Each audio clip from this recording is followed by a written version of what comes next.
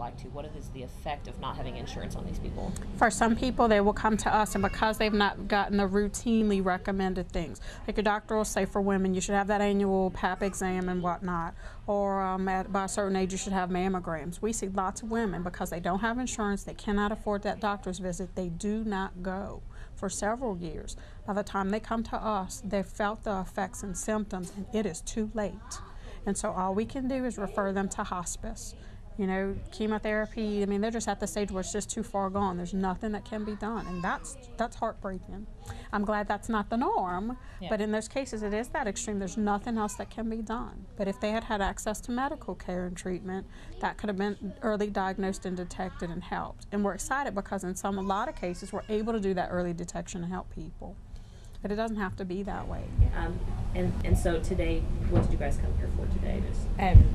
Well, we did she's been having some problems sleeping and stuff, and so we just been trying to let it go, because with no insurance, you know, and I knew it was something that, like, your ER and your even your urgent care clinics, it's not something they're going to deal with, because they're going to say, well, you need a doctor. Well, of course.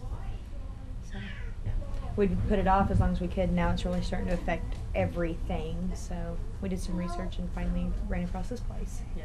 And you said you've been uninsured for a while. How long? Probably about a year. Yeah. Yeah.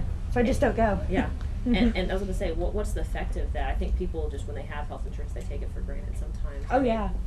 Did you guys take it for granted when you had it? Yeah, we did. It was like we never needed it, and now there's things that we just automatically had taken care of that we didn't even think about, that now we don't.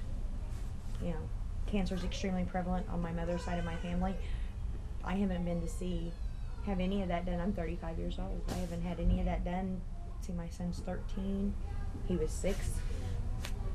Yeah, what do you do? And as far as this issue about, I mean, there's stats coming out that there's 46.6 million uninsured Americans right now. And that's the biggest number we've ever had in the U.S. Yeah.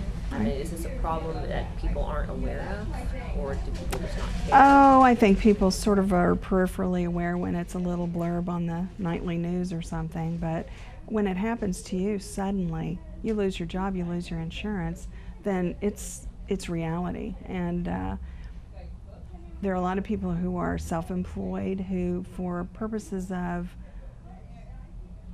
expense, I mean, I know I run a business. I know how expensive it is to buy insurance for a family. It's ridiculously expensive. And when they're young and healthy, generally, they don't think, oh, we don't really need that. We'll just go bare. And a crisis happens, and then they're bankrupt because of one hospitalization. It's unreal.